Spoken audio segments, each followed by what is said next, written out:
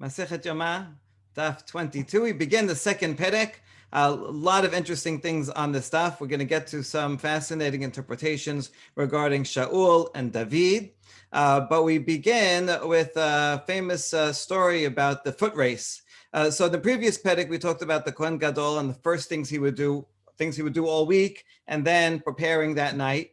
On Yom Kippur, the Kohen Gadol would perform all of the services. Other Kohanim could help out. But in second Perek, we're going to talk about what would usually happen, actually not on Yom Kippur. So even though this is in Masechet Yoma, since we started talking about Terumat HaDeshen and what time it's done in various days of the year, so now we're going to address the usual case.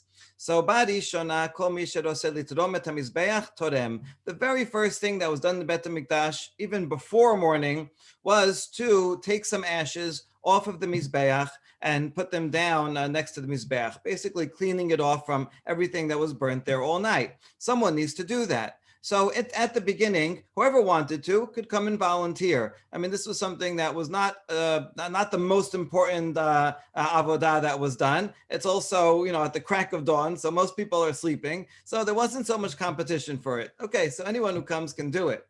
But whenever there were a lot of people, a few Kohanim, and they all show up at the crack of dawn and say, we want to do it. So then we decided by a foot race. They would run up the ramp. Whoever got to the top of the ramp of the Mizbeach first, that person would get to perform the service. Whoever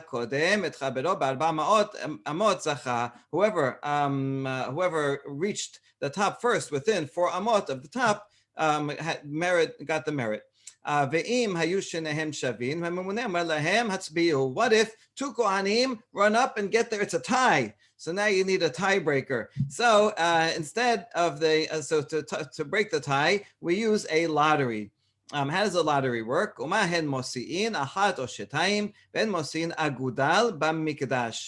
in the lottery, actually, it wouldn't just be with 2 people, because it doesn't make sense to have this kind of lottery with 2 people. If you have 2 Kohanim and they made a tie, they'll bring all the Kohanim and do the lottery. Lottery works by everybody putting a finger into, standing in a circle. Everybody puts a finger or 2 fingers. 2 fingers still count as 1. It's just sometimes easier to hold out 2 fingers.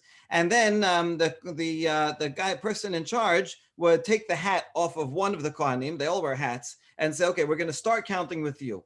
Then he would pick a big number, pick 100, 200. And then he would start with the Kohen who took his hat off and count his finger as 1 and go around 2, 3, 4, 5, 6, all the way until he got to the number 100. Whoever it landed on, that was the Kohen. So that's the simple lottery system that they would use when there was a tie. One time, however, there were 2 people doing the foot race, running up, and one of them pushed the other Kohen. I guess you saw he was beating him a little bit, and he pushed him off of the ramp. You could see the diagram here, right? There's no railings or anything, so they're both running up, and the other one, he's so competitive, he pushes the other guy off, and he fell and broke his leg. We're going to see there's another version of the story where one of them stabs his fellow. Okay, but that's coming up tomorrow. So he pushes him off and breaks his leg. Betin said, this is not a good system. You know what? It's dangerous. So we got to stop this. So they said, you know what? From now on, no more foot races. We're only going to use the lottery. And in fact, for the other things that were done during the day, they already had a lottery system in place, because those things everybody wants to do. So you have to decide. Even though there were 24 groups of Kohanim and each sub-clan took 1 day, but there was still more than enough Kohanim each day. So there were 4 different lotteries that were done, and then this would be the first of them. Okay, fascinating Mishnah, giving us a history of how they chose who would do Terumat HaDeshen. And so now we're going to analyze how this worked. The question is, how come they didn't make a lottery to begin with for Terumat HaDeshen? They knew they made lotteries for other things. Why did they even bother doing a foot race? It's kind of a strange way to decide who's going to be who's going to do it? I mean, that means they want the youngest and strongest. Oh, maybe an elder wants to do it. Well, why did they do it in the first place? So the answer is Meikarasa would kivan avodat lailahi la hashiba lehu vela atu. This is because at first they figured, this is something that's done at night. It's a nighttime service, not really part of the day service. It's not so important, so nobody's going to come. So therefore, they said, okay, whoever comes, usually just one person comes early. The guy who starts korbanot in the morning, he comes at 6 a.m. So, and not so many people want to come anyway. So if there's 2 or 3 people, okay, they do a race. So it was no big deal. But then eventually it became popular. They saw people, a lot of Kohanim are coming, and it became very competitive. They didn't think it was going to be so competitive. Okay, it shows the zeal of the Kohanim that they wanted to do even this. So therefore they realized they have to make a lottery. Now, a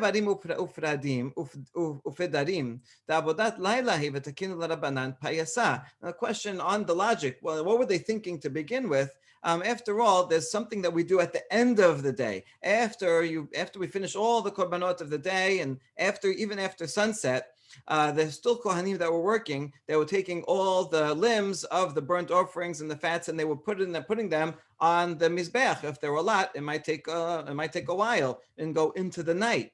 And so that is done at night. And so, but that's done with a lottery. The rabbis instituted a lottery to begin with. And so how come they didn't use the same logic and say, well, it's a nighttime service, so people won't be interested, and we don't need a lottery?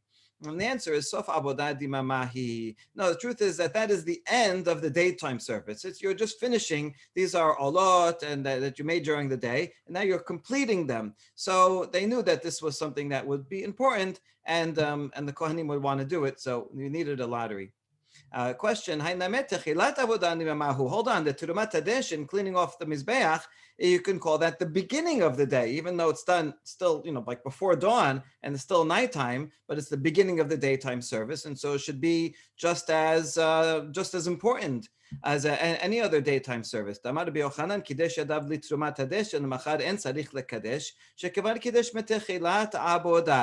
proof that it's the beginning of the day is Rabbi Yochanan said, in general, any Kohen who wants to do any service has to wash his hands and his feet in the kiyod, in the sink. That way he gets it ready. If he doesn't do that, then his service is not good. So if he doesn't have to do it every time. He could do it once in the morning. So Rabbi Yochanan said, if a Kohen was removing the deshen and he washed his hands and feet, that's before dawn, then he doesn't have to do it again. He can continue serving all the things during the day because he already did it mitchilat avodah, from the beginning of the service. That shows that the Terumat Hadeshin is in fact the beginning of the daytime service. So it's not a nighttime service, as he said before. Therefore, the Beit Din should have done a lottery to begin with, because they should have known that this would be an important service.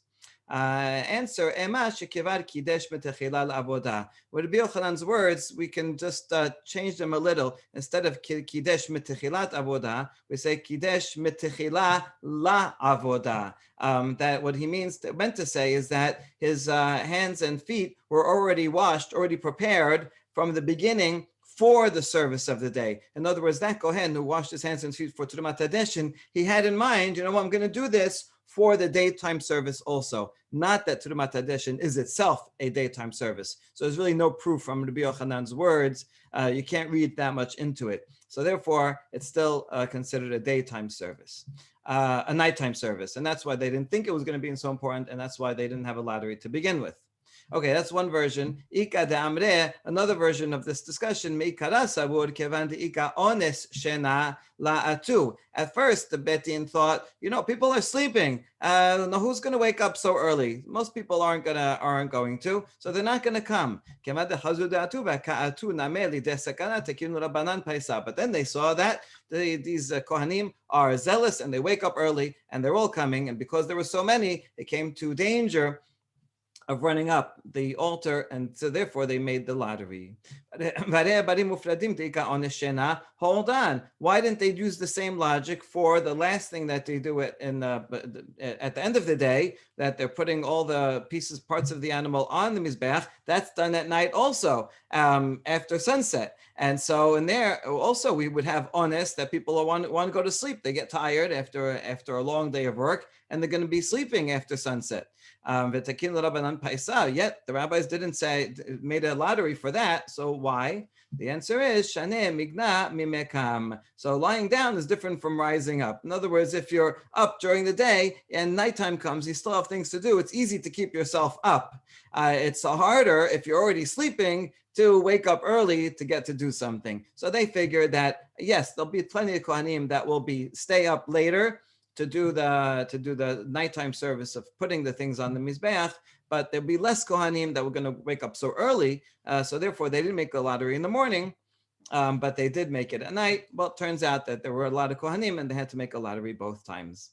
Question on this: Takanta lahach gisa havai, takanta lahach gisa havai. Wait, did they really make this ordinance for that reason? I thought there's another reason why they should have done it. The Tanya Misha Zacha b'tzumat hadeshin yizkeh b'sidur maracha u'b'shnei gezireh atzim, because we have a braita talking about the importance of it, that whoever got the privilege of removing the ashes also got the privilege of arranging the wood and putting 2 logs on it. There were 2 things that they did in the morning, that they would arrange the wood on the Mizbeach and also put 2 more big logs on it. And so this was already the beginning of the daytime service and was important.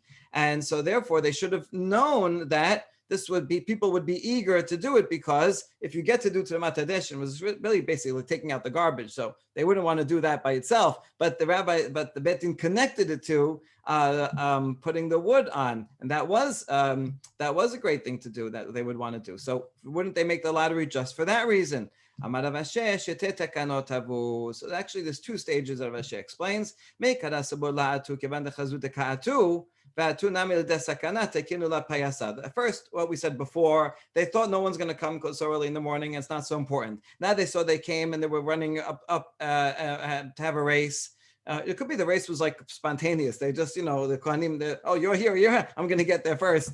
And they saw that this led to danger, so they made the lottery. But once they made the lottery, then no one came anymore, because they thought to themselves, I'm going to wake up early, I'm going to come all the way there. They're going to make a lottery. What are the chances I'm even going to win the lottery? Right? 1 in 50, 1 in 100. I'm not going to bother waking up. When it was beforehand, when they could do a race, everybody thought to themselves, I'm fast. I think I'll get there. I'll rush to go. So once they made the lottery, then no one came again. Right? Each person said, who knows, who thinks I'm going to win? So hadar takinu lehu misha zacha b'tzumat hadeshin yizkeh b'sidur maracha b'shnei gezirei asim kechi denetu v'nipayesu. So then they said, since nobody was coming, okay, whoever gets to do taking out the ashes will also get to arrange the wood and put the extra 2 logs on. So now they sweetened the deal, and now lots of people came and they were patient, knowing that a lottery might only be a chance, but it was worth the chance. Okay, so they had to balance out, right? Get the right number of people to come interested and not lead to any fights or danger. All right, Bizman shehen mirubin. So we said when there's a lot of people, so that's they did. When there was only one person, so he would do it. But it was a few Kohanim, that's when they did the race. Amara Papa, Peshita Li, his question is, where exactly is the finish line? This is very important. I don't know why it's so important, because we're not using that system anyway. Okay, but he's curious. Where is the finish line exactly? So Rav Papa says, Peshita Li ad ba'amot ad ala. It's not on the floor before you get to the base of the ramp, because it says Rasin ve'olin bakevish, because it says they ran and went up on the ramp, so it can't be before it. And it can't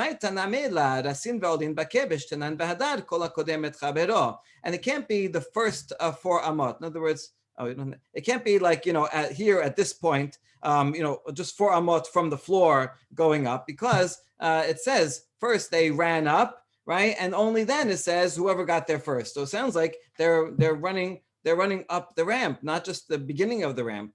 It can't be in the middle of the ramp, because there's no line there. How are they going to know exactly where the finish line is? So therefore, it's got to be at the top, of the ramp. Right? That's the only thing that makes sense. So that he knows. The question he's left with is Ba'eda Papa. 400 שאמרו בהדי אמה יסוד ואמה סובב, או דמבר באמה יסוד ואמה סובב. The question is it all the way to the top, meaning this line, right where the top of the ramp meets the Mizbeach, or is it a little further down, 2 amot lower? You see, because these 2 amot, the Mizbeach itself was not totally even. The upper part ends here, but then there's another walkway that goes around. That's 1 amah wide. And then on the bottom, there's a base that's 1 amah wide. The base is not actually here on this side, but on the other sides, there is a base. So really, it extends out 2 amot. So the question is the finish line at the edge of where the base would be? In other words, right at this line, right? That would be 2 amot from the very top. Or is it at the very top? That was his question, and he didn't have an answer. So he left it open. Okay, now if they have a tie, then he says everybody put a finger out.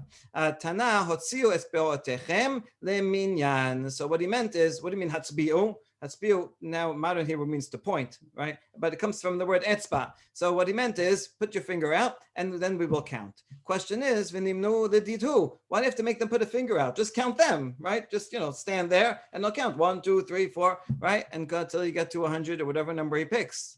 So the answer is Asur limnot et Yisrael afilu bar mitzvah tichtiv vayifkedem. So this supports what Rabbi Yitzchak said, that you're not allowed to count people, as it says. And how does he know that you can't count people? Right, we're going to see there's a whole bunch of sources about this. So here's the first one: when Shaul was gathering up an army. This is in chapter 11 in Shmuel Aleph. It says Vayifkedem bebazek. Now you see in the translation here, this is a JPS translation, said he mustered them in Bezek. Bezek meaning a place. However, the Gemara here is interpreting bezek to mean shards. Everybody would take a shard of clay and put it in, and that's how he counted how many men he had, by counting the shards of clay. So since Shaul did not count the people directly, we learned that you're not supposed to count people directly. Okay, it's not the pshat of the pasuk, but it seems like they want to save Shaul, and he didn't, to say that he didn't count them the wrong way. Matkif ladav Hashem mimaydai bezek lishna demibzaku dilma shema dematahu dichtiv emsu adoni bezek bezek. So wait, how do you know that this is talking about a broken clay? Maybe it's talking about a place name. That is the pshat, and after all, it says in the next part. Later on, it says in different places in Shoftim, Adoni Bezek, the head of Bezek. This is not the telephone company in Israel, also called Bezek, but rather the city name, right? And they found him in Bezek is the next word in the pasuk. So there you go. We see proof that Bezek is a place name. So Shaul just counted them in that place, however he counted them.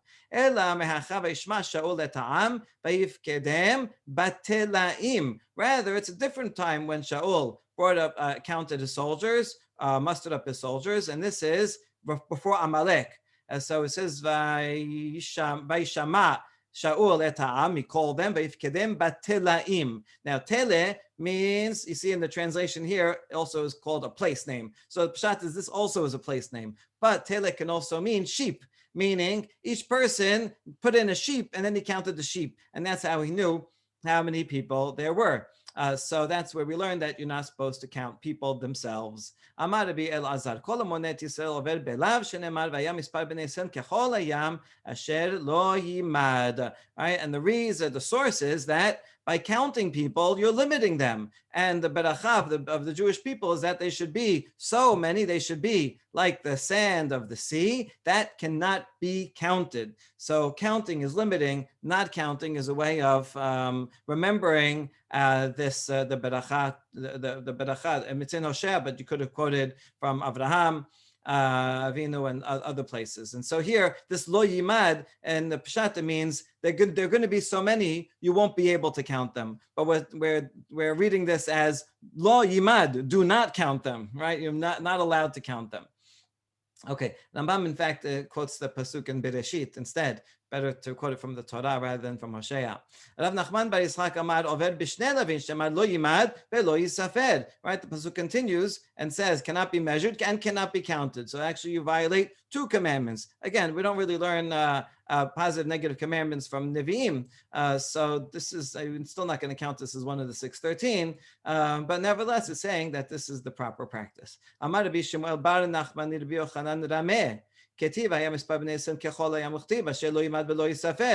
on, this pasuk is self-contradictory because it says at first that Bnei Israel will be like the sand of the sea, which has a number. I mean, it's difficult to count, but theoretically you can sit and count them, right? So it is a big number, but a countable number. And then it says cannot be counted. So which one is it? When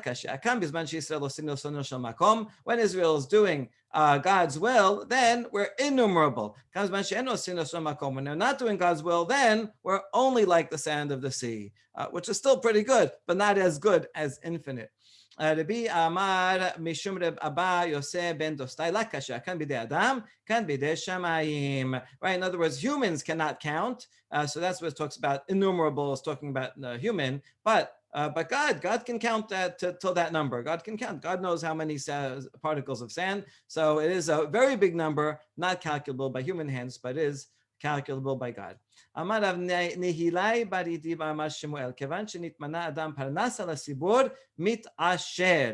מקרא כתיב ויפקדם בבעזות, ובסוף כתיב ויפקדם בתלאים. So Shemuel says, interesting statement. When a person becomes the panas, the head of the community, panas is like the president is called the panas still in the Spanish Portuguese because he's in charge of the finances. So when a person gets that job, he becomes rich. Well, hopefully, but not by skimming off the top. But so how do we know that?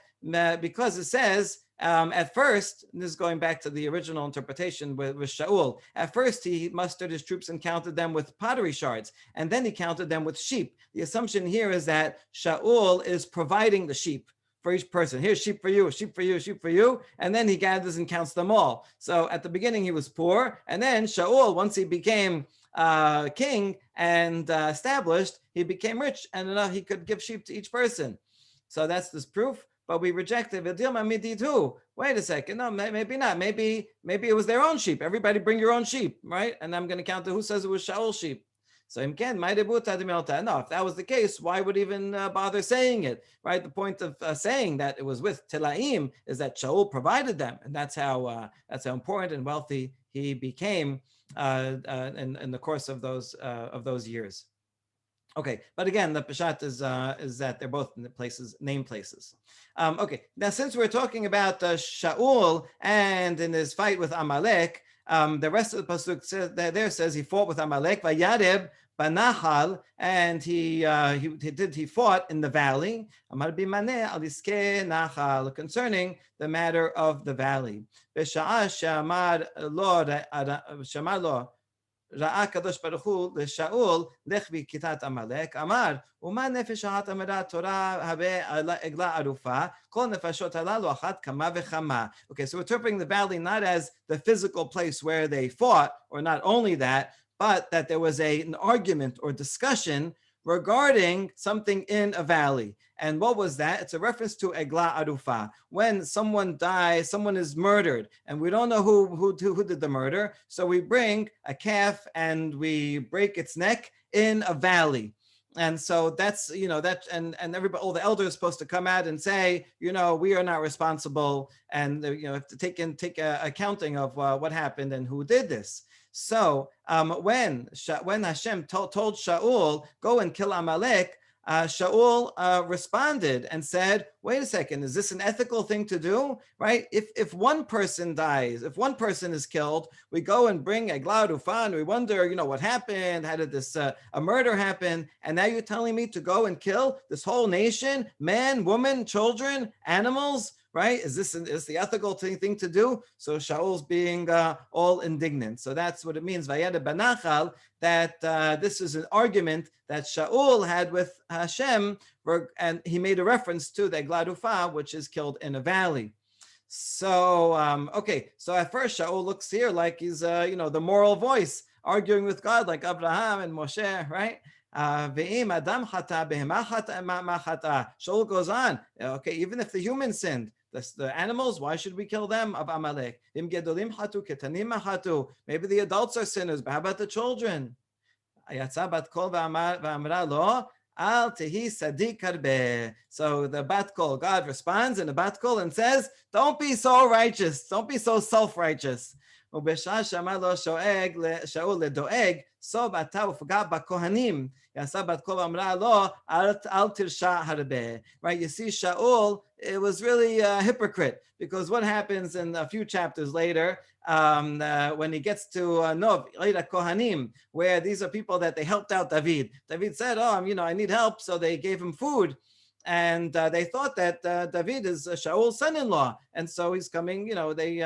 They were helping out. Shaul comes and says, "You helped David. He's running away from me. I'm trying to catch him. See, you're on David's side. You're traitorous to me." And Shaul went and told Doeg to wipe out the whole city, 85 people. So you see that Shaul, right, went and killed all these Kohanim who were innocent. And so then the same voice quotes the rest of the pasuk, right, of al tisadik harbe, al tirsha harbe, and don't be so, next pasuk, don't be so evil, right? You see, Shaul, you're so sensitive about war and killing. You weren't so sensitive when it came to the Nov Kohanim.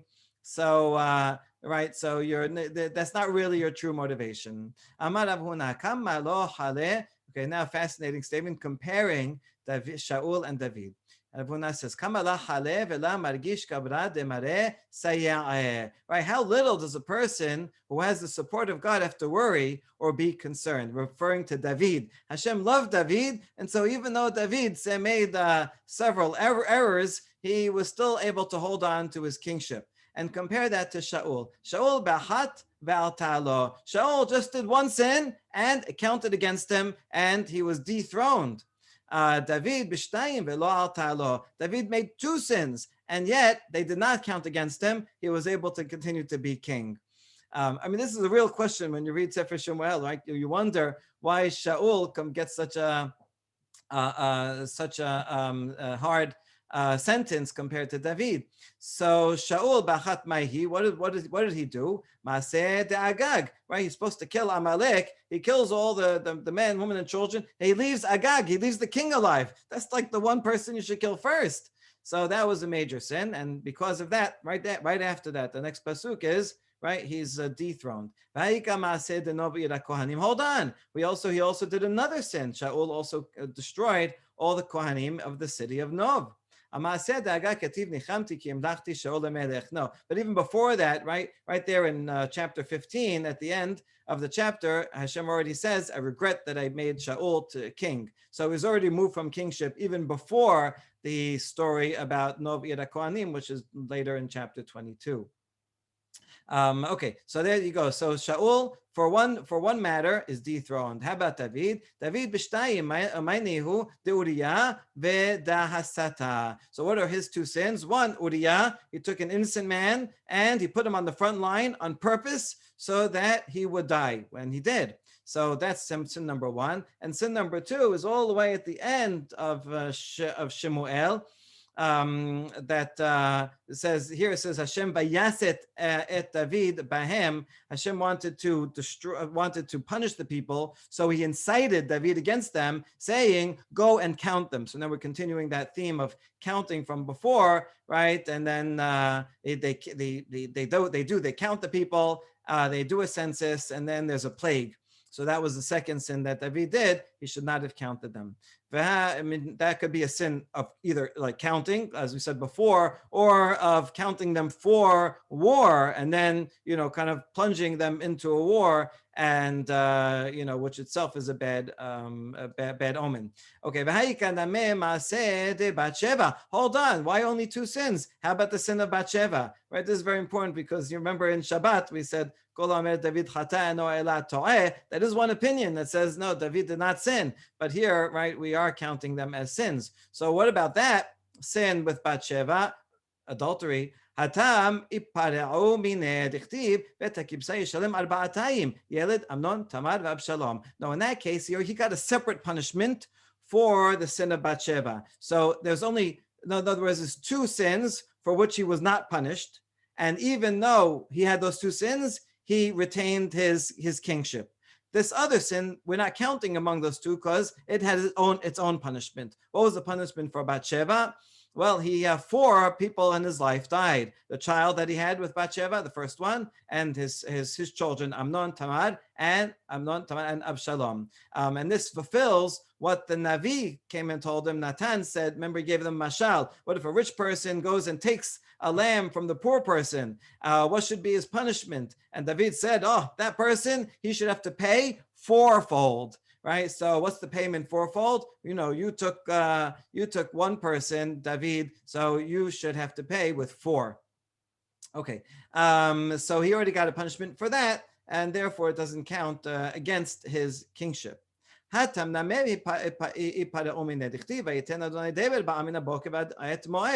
on, regarding the census that David made, that also had its own punishment. After all, the people got a plague, right? The whole from the morning until a certain time during the day.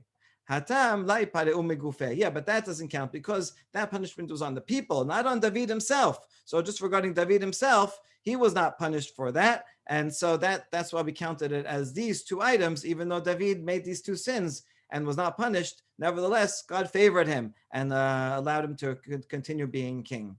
Hold on. Regarding Bathsheba, also wasn't David himself who was punished. His children, right, suffered, it died, but not himself. No, it's not true. In fact, he was also personally punished for that. David upareshu hamenu Sanhedrin. He became sarat. He got sarat for 6 months, and Sanhedrin stayed away from him. Yistkal menu Shechina. Shechina left him. Techtiv yashubu li yedeecha v'yodei edotecha. Uchtiv hashiv ali seson yishrecha. As it says in Tehillim, David prayed that you should return to me those who know testimonies. That's referring to the Sanhedrin. Restore me your joy. That's the Shekhinah. So since he asked for them to come back to him, it means they left him. Why did they leave him? Must be he was Sarat. It doesn't say that in the Pasuk, right? But we are deriving that. So yes, he did get a personal punishment for the sin of Bathsheba. That's why we didn't count it as those 2. Hold on, there was yet another sin that you didn't count yet, and that's that David accepted Lashon Hara. This is when Siva came and said Mephibosheth is not being loyal to you, and David accepted that Lashon Hara without confirming it. So that's another sin. No, we can follow the other approach of Shemuel. They did not accept Lashon Hara, meaning Siba's report was actually true, and Mephibosheth was in fact not loyal, and so therefore it's not a sin if it's true. Okay. Well, Rav Nameh, not that you're allowed to say bad things that are true about other people, but in this case, it would have been important for him to know, right? As a king, to know who's being loyal or not. Okay. Rav Nameh, and we have another answer, even according to Rav, who goes against Shemuel and says it was not true, and David did accept Lashon Hara, so therefore it was a sin, but David did get punished for it. בשעה שאמר לו דוד למפיבושת, אמרתי, אתה וסיבה תחלקו את השדה. עשתה בת כה ואמרה לו, רחבעם וירבעם יחלקו את המלכות. When David, because he accepted this Lashon Hara, and it wasn't true, therefore he took away some of the property of Mephibosheth and gave it to Siva, and says, you're going to split it, and that was the wrong decision. So at that time, a Bat Kol said, your kingdom is eventually going to be split after Shlomo, Rechavam, just like you split someone else wrongly, your own kingdom is going to be split as punishment. So since he was punished for that, it doesn't count as the 2. So really there's only 2 sins that he made that were unpunished. And that's why we say that it's good to be liked and favored, because David was favored, even though he had these 2 sins, he was not removed, unlike Shaul. Okay, really fascinating because when you learn Sefer Shemuel, this really comes up of the good deeds and bad deeds of each of these characters and their teshuvah process and all that. Okay, now we're going to analyze this pasuk in Shemuel Aleph Yud Gimel, as the pasuk says, Ben Shana Shaul b'molcho u'shte shanim malach al Yisrael, which literally translates as Shaul was 1 year old when he became king. This is very strange. Was he really only 1 year old baby when he became king? Doesn't make sense, right? I mean, even the other kings were 8 years old, at least something. Can't have a 1 year old baby being king. So this is actually quite a problematic pasuk, and nobody knows exactly what to do with it. So we're going to see how the Midrash is going to explain it. If you look in the Septuagint version, the Greek translation, some of them omit this pasuk entirely. Others add in a number. They say ben sheloshim shana, he was 30 years old, or others say 40 years old. So the scholars think that there used to be a number here, ben something, and somehow it dropped out, which is very strange that such a glaring omission should continue.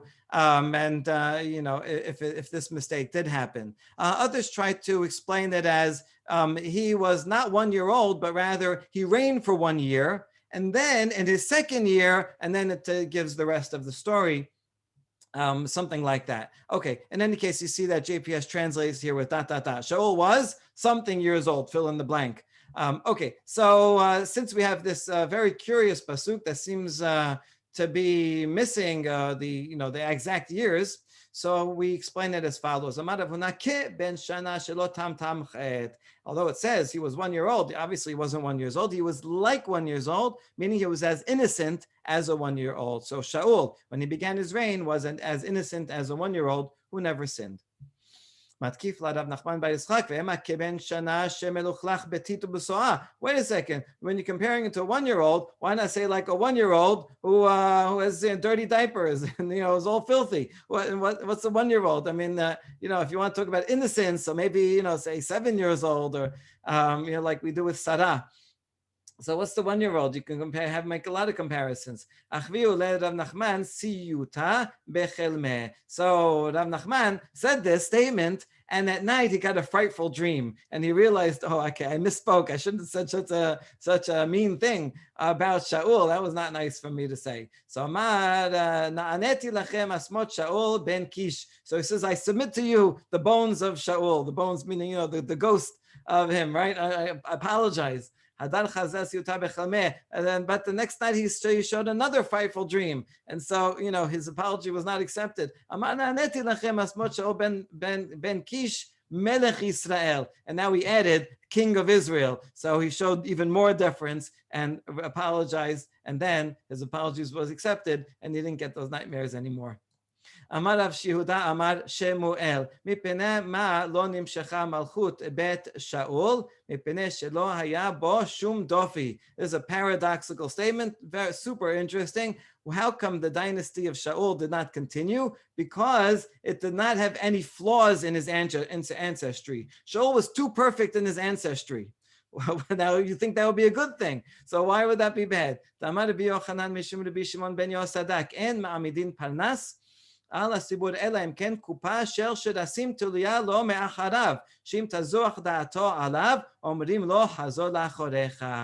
Because Yochanan says you should not appoint someone to be the head of the community unless he has a whole box full of creepy crawlies on his back. In other words, you should only find someone who has lots of skeletons in his closet. Why? So you could use it, hang it over him, right? If he all becomes too haughty and starts thinking, oh, see how important I am. Remember your past, remember the problems that you had, right? And that's exactly why David is fit to have a dynasty continue because his ancestry comes from Ruth the Moabite, and from incest of Yehuda and Tamar. So that's the proper person.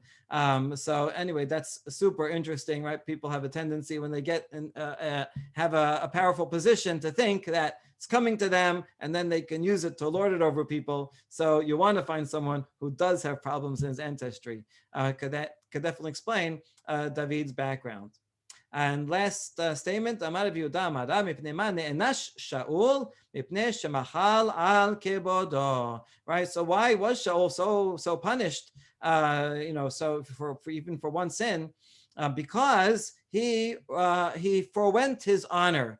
And generally, it's good to be mochel al kebodo, to not be so stuck up and say, "Oh, you said this to me. Who you talking to?" Right? You should forego, be forgiving. In general, you should be forgiving, but not for a king. שנאמר ובני בליעל אמרו מה יושיענו זה ויבזוהו ולא הביאו לו מנחה ויהי כמחריש. When Shaul first became king, there was these anti-Shaul people, bnei Belial, these the low lives, and they said, "Oh, what's Shaul going to do? He's going to save us? Well, what has he ever done for us? Right? Did he ever win a battle?" And so they were making fun of him, and Shaul didn't say anything. He made believe he didn't hear it, right? He didn't want to start up with them. So he was mochel al kevodo. But that's not proper. You're the king. You represent the nation. It's not your right to be mochel. You got to stand up and be strong and show your courage. The